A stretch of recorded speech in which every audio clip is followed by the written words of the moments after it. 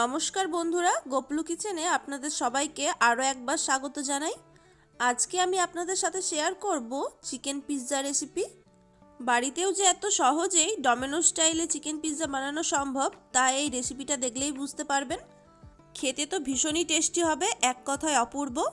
একবার এভাবে বাড়িতে বানিয়ে ফেলতে পারলে আর দোকান থেকে বেশি দাম দিয়ে কিনে খেতেই হবে না। তাহলে বন্ধুরা দেখে নিন আজকের এই সম্পূর্ণ রেসিপিটা। একটা বাটির মধ্যে একদম উষ্ণ গরম জল নিয়ে নেব হাফ কাপের মতো। ওর মধ্যে নিয়ে নিচ্ছি 1 টিস্পুন চিনি আর 1 teaspoon active dry east. Pizza বানানোর আগে প্রথমে ইস্টটা 10 মিনিটের জন্য অ্যাক্টিভ হতে দেব। অপরদিকে একটা মিক্সিং বোলের মধ্যে 2 কাপ ময়দা নিয়ে নিচ্ছি। ময়দার মধ্যে স্বাদ মতো লবণ দিয়ে দেব। ময়দার সাথে লবণটা ভালো মতো মিশিয়ে দিচ্ছি।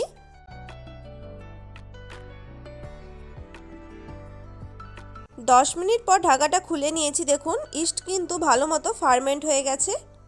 এবার অল্প অল্প করে এই ইস্ট মেশানো জলটা দিয়ে ময়দাটা ভালো মতো মেখে নেব।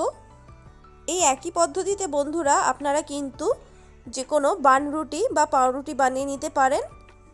আর বন্ধুরা যে কোনো ইস্ট ব্যবহার করলে অবশ্যই সেটা কিন্তু ভালো ব্র্যান্ডেরই নেবেন, না হলে ইস্ট ঠিকমতো কাজ না করলে বান বা পিৎজা কিন্তু ভালো মতো ফুলবে না। আমি এখানে পিৎজা বেসটা তৈরি করার জন্য ইস্ট ব্যবহার করেছি। আপনারা চাইলে টক দই দিয়েও পিৎজা বেস তৈরি করে নিতে পারেন। ইস্ট মিশিয়ে নেওয়ার পর আর অল্প একটু জল দিয়েছি ডোটা তৈরি করার জন্য। এইরকমই কিন্তু একটা সফট ডো তৈরি করে নিতে হবে। এর মধ্যে আমি 1 টেবিল স্পুন তেল দিয়েছি। তেল দিয়ে ডোটা আরও ভালো মতো মেখে নেব। এখানে কিন্তু বেশ কিছুক্ষণ সময় ধরে ডোটা মেখে নিতে হবে। তেল দিয়ে 3-4 মিনিট মেখে নেওয়ার পর ডোটা এবার আমি ঢাকা দিয়ে রেস্টিং টাইমে রাখবো প্রায় 30 থেকে 45 মিনিটের জন্য।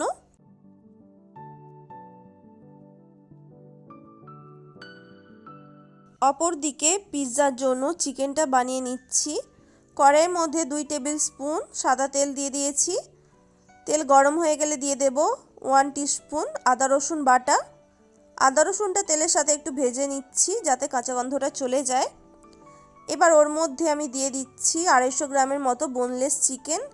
আমি এখানে চিকেনটা আগে থেকে ম্যারিনেট করে রাখিনি, একদম কড়াইয়ের মধ্যেই বানিয়ে নিচ্ছি।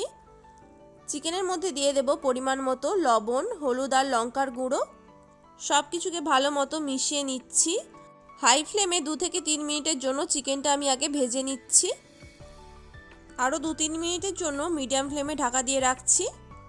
2-3 মিনিট পর ঢাকাটা খুলে নিয়েছি। যেহেতু আমি হাই ফ্লেমে আগে চিকেনটা ভেজে নিয়েছিলাম, এই পর্যায়ে কিন্তু একদমই মাংসটা সেদ্ধ হয়ে গেছে। টেস্ট আরও বাড়ানোর জন্য আমি এর মধ্যে দিয়ে দিচ্ছি হাফ টিস্পুনের মতো টমেটো কেচাপ আর half teaspoon red chilli sauce. এতে চিকেনের মধ্যে একটা দারুণ ফ্লেভার আসবে। আর সাথে দিয়ে দিচ্ছি হাফ টিস্পুন মিক্স হার্ব। সব কিছুকে ভালো মতো মিশিয়ে নিচ্ছি। আমার এখানে পিৎজার জন্য চিকেনটা রেডি হয়ে গেছে। এদিকে প্রায় 45 মিনিট পর ডোটা থেকে আমি ঢাকাটা সরিয়ে নিচ্ছি। এবার এই ডোটা একটা সমতল পৃষ্ঠের ওপর রেখে প্রায় 10 মিনিটের জন্য ভালো মতো মাখিয়ে নিতে হবে যাতে এই ডোটা একদম সফট হয়ে যায়। আমি এই থালার ওপরে রেখে এই ডোটা বেশ অনেকক্ষণ সময় ধরে মাখিয়ে নিয়েছি। দেখুন ডোটা কিন্তু আগের থেকে অনেক সফট হয়ে গেছে। ডোটা এবার বেলে নেওয়ার জন্য আমি একটা চপিং বোর্ডের ওপর কিছুটা পরিমাণে ময়দা ছড়িয়ে নিয়েছি। ডোটা দুদিকেই ময়দা একটু করে ডাস্ট করে নেব। হাত দিয়ে একটু প্রেস করে পাতলা করে নিচ্ছি যাতে পিৎজা বেসটা বেলে নিতে একটু সুবিধে হয়। এবার একটা রোলিং পিন দিয়ে ডোটা গোল করে বেলে নেব। পিৎজা বেসটা কিন্তু একটু মোটা করেই বেলতে হবে। দুদিকটা উল্টে পাল্টে ভালো করে বেলে নিচ্ছি যাতে সব দিকটাই সমান হয়। দেখুন আমার এখানে পিৎজা বেসটা বেশ বড় হয়েছে আর থিকনেসটা ঠিক এই রকম রেখেছি। রোলিং পিনের সাহায্যেই পিৎজা বেসটা আমি তুলে নিচ্ছি। দেখুন ঠিক এইভাবে ফোল্ড করে তুললে কিন্তু খুবই সুবিধে হবে তুলতে। পিৎজাটা বেক করার জন্য আমি এখানে একটা ঢাকনা নিয়েছি, তার উপরে অল্প একটু বাটার বুলিয়ে দিচ্ছি যাতে পিৎজাটা বেক হওয়ার পর খুব সহজেই উঠিয়ে নেওয়া যায়। আপনারা এখানে অবশ্যই কিন্তু মেল্টেড বাটার নিতে পারেন। বাটারটা সব দিকেই ভালো মতো বুলিয়ে দিচ্ছি। এবার খুব সাবধানে পিৎজা বেসটা আমি ঢাকনার ওপরে বসিয়ে দিচ্ছি। পিৎজা বেসটার ধারের দিকটা এভাবে একটু ভাঁজ করে মুড়ে দেব। এভাবে ভাঁজ করে দিলে কিন্তু এর মধ্যে চিজটা যখন মেল্ট হবে তখন বাইরের দিকে পড়ে যাবে না। একটা কাঁটা চামচ দিয়ে এভাবে একটু ছিদ্র করে দিচ্ছি, এতে বেসটা কিন্তু ভালো মতো বেক হবে, ভেতরে কাঁচা থেকে যাবে না, আর বেক হওয়ার সময় রুটিটা ফুলেও যাবে না। দোকান থেকে রেডিমেড পিৎজা বেস কিনলেও কিন্তু তাতে এই রকম ছিদ্র করাই থাকে। বেসটার ধারের দিকেও এইভাবে একটু ছিদ্র করে দিচ্ছি কাঁটা চামচ দিয়ে, যাতে সব দিকটা ভালো মতো বেক হয়। এবার এর মধ্যে দিয়ে দেব পিৎজা টপিং। আমি এখানে প্রায় 2 চামচের মতো পিৎজা টপিং নিয়েছি। বন্ধুরা, পিৎজা টপিং না থাকলে আপনারা টমেটো সস আর চিলি সস মিশিয়েও টপিংটা তৈরি করে নিতে পারেন। আর সাথে দিয়ে দিচ্ছি 1/2 টিস্পুন টমেটো কেচাপ, আর দিয়ে দেব 1 টিস্পুনের মতো মেয়োনিজ। একটা চামচ দিয়ে সব সসগুলো পিৎজা বেসটার ওপর ভালো মতো স্প্রেড করে দেব। এখানে সসের লেয়ারটা খুব বেশি দেওয়ার একদমই দরকার নেই, তাতে কিন্তু বেসটা ভালো মতো বেক হবে না। অল্প পরিমাণে সস দিলেই চলবে। এর ওপরে পরিমাণ মতো আমি মোজারেলা চিজ দিয়ে দেব। আমি এখানে একটু বেশি পরিমাণেই চিজ ব্যবহার করছি, আপনারা চাইলে নিজেদের ইচ্ছে মতো কম বেশি করে নিতে পারেন। আমি এখানে ক্যাপসিকাম আর পেঁয়াজ ব্যবহার করছি সবজির মধ্যে। আপনারা চাইলে red bell pepper, yellow bell pepper বা সুইট কর্নও ব্যবহার করতে পারেন। পেঁয়াজ আর ক্যাপসিকাম এরকম একটু কিউব শেপ করে কেটে নিয়েছিলাম। অল্প পরিমাণেই পেঁয়াজ আর ক্যাপসিকামটা দিলাম এখানে।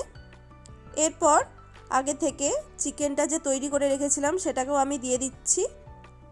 যেহেতু আমি এখানে চিকেন পিৎজা বানাচ্ছি, তাই চিকেনের পরিমাণটা একটু বেশি করেই দেব।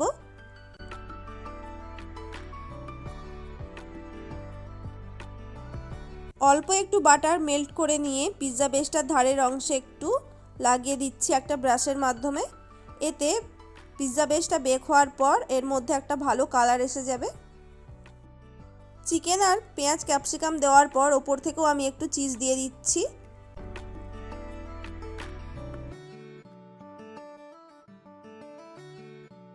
ওপর থেকে একটু মিক্স হার্ব ছড়িয়ে দিচ্ছি।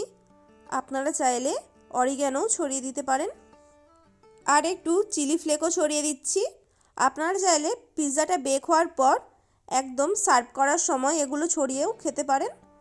দেখুন, পিৎজাটা আমার তৈরি করা হয়ে গেছে। এবার এটিকে বেক করব।